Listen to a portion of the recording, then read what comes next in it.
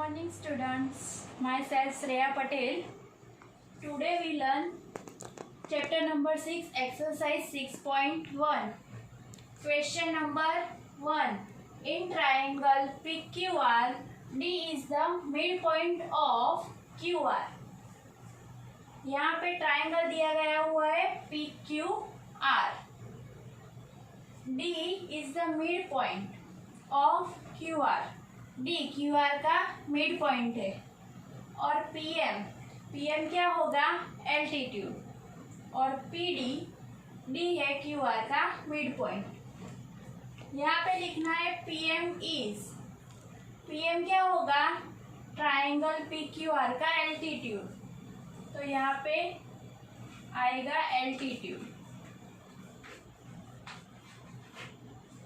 PD is midpoint of triangle PQR, तो PD is midpoint. Is QM is equal to MR? Question पूछा है QM is equal to MR होगा? नहीं होगा, क्योंकि PM क्या है एल्टीट्यूड, मिड पॉइंट क्या है D।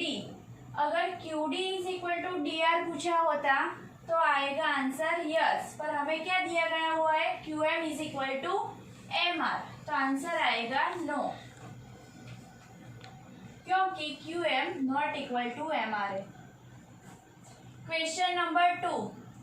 Draw rough sketches for the following. हमें स्केच बनाने की है। क्वेश्चन नंबर 1 की in triangle ABC BE is a median. तो पहले हम क्या ड्रॉ करेंगे triangle ABC, ABC BE is a median. BE draw करने का AC का मिड पॉइंट हो इस तरह से, तो हम ड्रॉ करेंगे BE। यहाँ पे AE is equal to EC हो जाएगा, क्योंकि E is a mid point of AC। Number B. In triangle PQR, PQ and PR are altitude of the triangle. PQR में PQ and PR दो altitude दिए गए हुए हैं, तो हम पहले एल्टीट्यूड ड्रॉ करेंगे।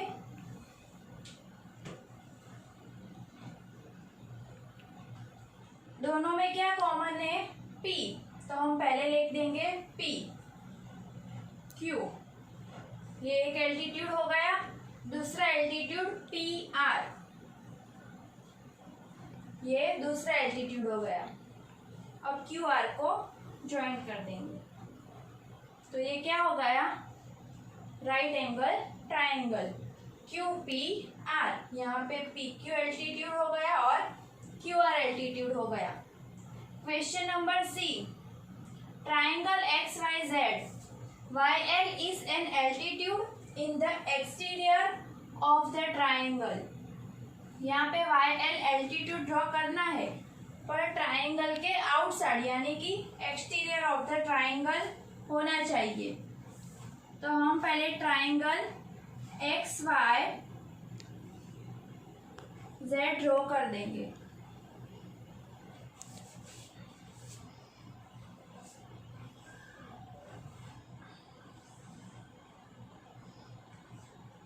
X, Y और Z। यहाँ पे कोई भी Y ले लेंगे, YL ड्रॉ करना है।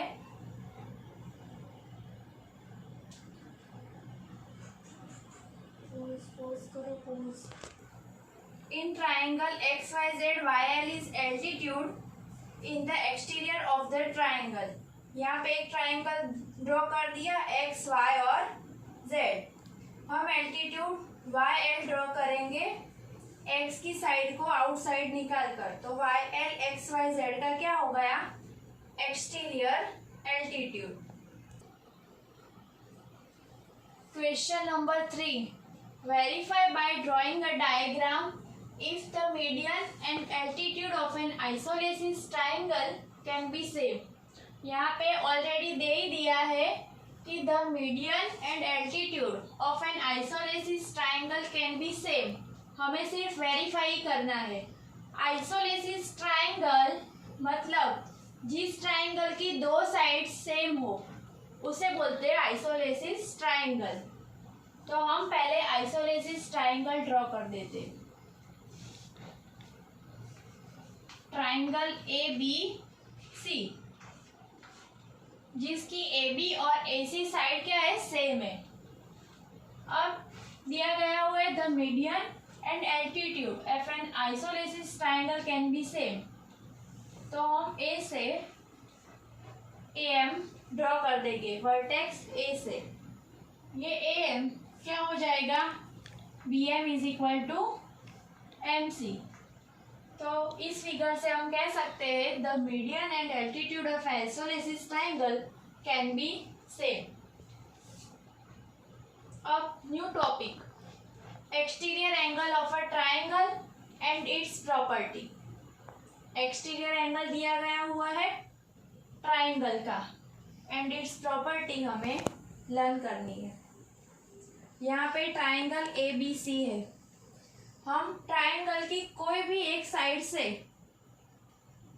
आगे साइड को खींच लेंगे तो क्या ड्रॉ किया, एंगल क्या बन गया, A C D at the vertex C. तो A C D triangle A B C का एक्सटीरियर एंगल हो जाएगा। एक्सटीरियर यानी कि आउटसाइड ऑफ द ट्राइंगल। तो एक्सटीरियर एंगल क्या आएगा, ए सी डी। तो यहाँ पे लिख देंगे एंगल ए सी डी। अब A C B, A C B angle A C D का क्या होगा, एडजेसेंट एंगल, ये वाला ए सी बी। तो एडजेसेंट एंगल आएगा एंगल ए सी बी। अब interior opposite angle, exterior angle के interior opposite angle in triangle A B C क्या होंगे, ए सी डी के अलावा एंगल ए और एंगल बी, ये दोनों इंटीरियर ऑपोजिट एंगल हो जाएंगे ट्राइंगल ए बी सी के। तो यहाँ पे आएगा angle A and angle B. Next topic, ये स्टेटमेंट दिया गया हुआ है an exterior angle of a triangle is equal to the sum of its interior opposite angle. Exterior angle of a triangle is equal to sum of its interior opposite angle. हम इस triangle में देखें, triangle A B सी दिया गया हुआ है, exterior angle क्या है, एंगल ए सी डी। तो हम यहाँ पे क्या लिख सकते हैं, angle A C D exterior angle of a triangle, exterior angle of a triangle A C D is equal to sum of its interior opposite angle.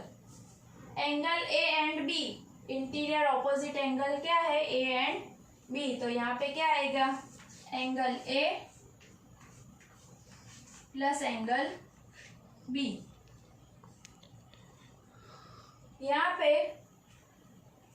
कुछ फिगर दी गई हुई है एक्सटीरियर एंगल की। ट्राइंगल ए बी सी, इसका exterior angle क्या होगा, C B D, और इंटीरियर क्या होगा, एंगल ए और सी।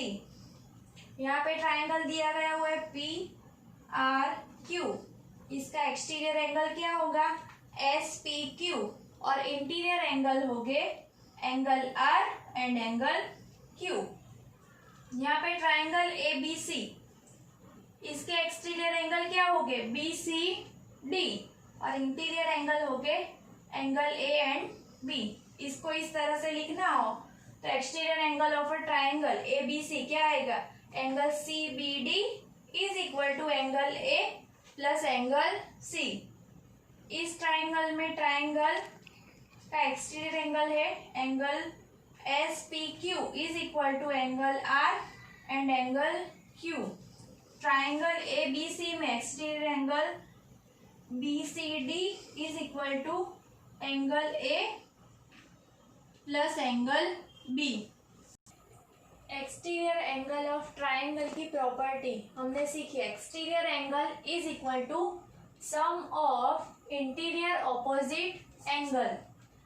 Exercise number 6.2 question number 1, find the value of the unknown exterior angle x in the following diagram.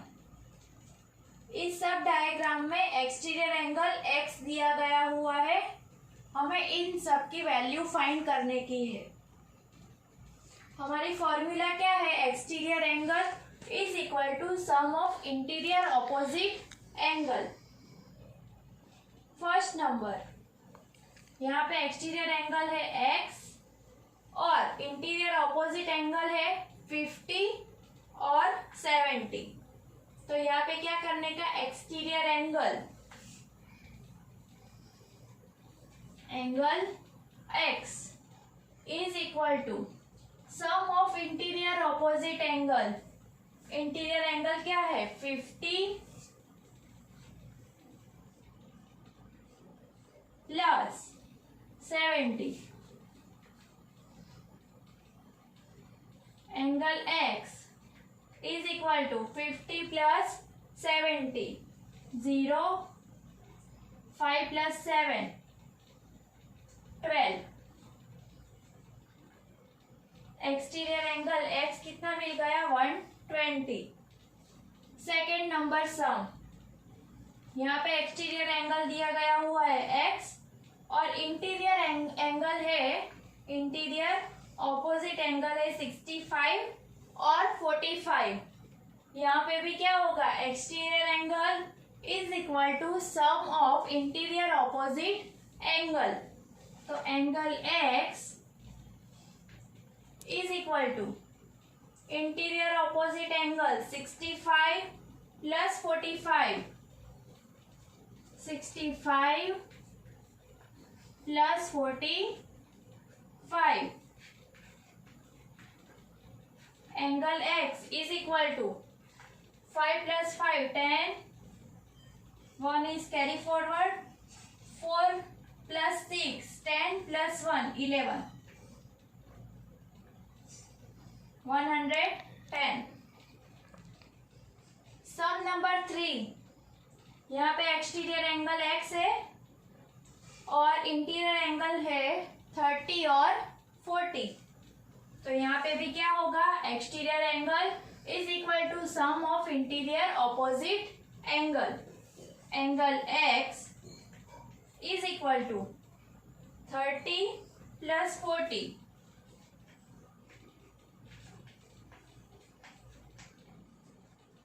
Angle x is equal to 0 plus 0 0, 4 plus 3 7।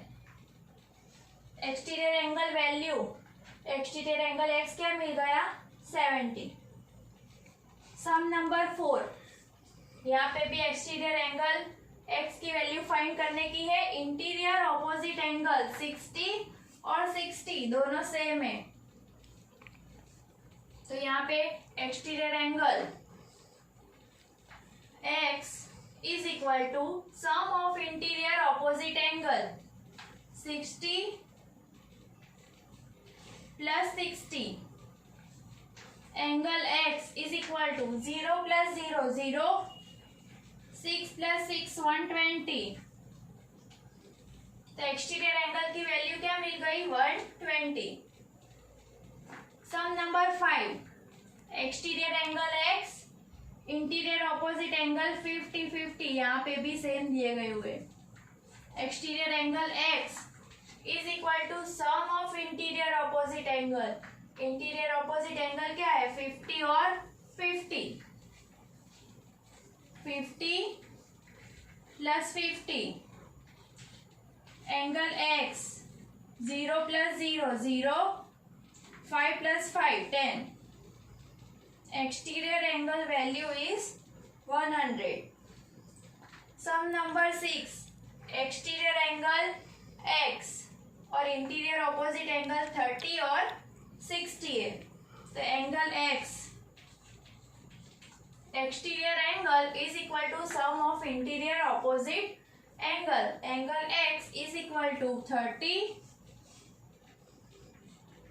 Plus 60. Angle x की value क्या मिलेगी? 0 plus 0 0, 3 plus 6 9. तो interior angle exterior angle क्या हो गया? Angle x is equal to 90 degree. Question number 2. Find the value of the unknown interior angle x in the following diagram.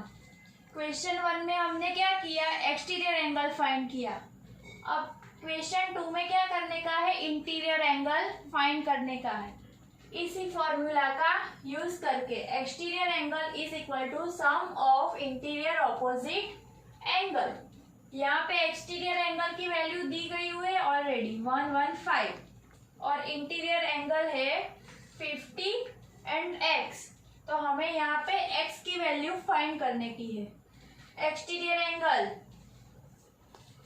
115 is equal to sum of interior opposite angle. एक angle दिया हुआ है 50, दूसरा angle पता नहीं है तो हमें x की वैल्यू फाइंड करनी है. 50 प्लस एंगल x. 50 को हम इज इक्वल टू के इस साइड लाएंगे तो प्लस की साइन क्या हो जाएगी? माइनस. तो क्या मिलेगा हमें? 115 minus 50 is equal to angle x. 5 में से 0 कट हो गए 0. एंगल x की वैल्यू क्या मिलेगी? 5 minus 0 0. Angle x is equal to 115 minus 50 is equal to 65. Interior angle की वैल्यू मिल गई. x is equal to 65. Second sum. Exterior angle की वैल्यू है 100. इंटीरियर ऑपोजिट एंगल में से एक एंगल दिया गया है 70 और दूसरा है x. Exterior angle 100 is equal to sum of interior opposite angle 70 plus x plus angle x. यहाँ पे भी 70 is equal to के इस साइड आ जाएगा, माइनस हो जाएगा. 100 minus 70 is equal to angle x. Angle x 100 minus 70 30 degree. Interior angle की वैल्यू मिल गई. Angle x is equal to 30 degree. Sum number 3. यहाँ पे एक्सटीरियर एंगल की वैल्यू है 125. यहाँ पे राइट एंगल ट्रायंगल दिया गया हुआ है इसीलिए इसकी वैल्यू क्या आएगी? 90 और x हमें फाइंड करना है. तो 125 is equal to 90 degree plus x.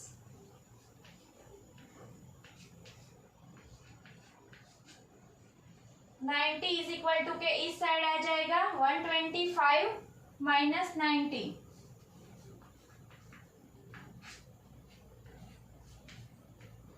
Is equal to angle x. 5 minus 0 5.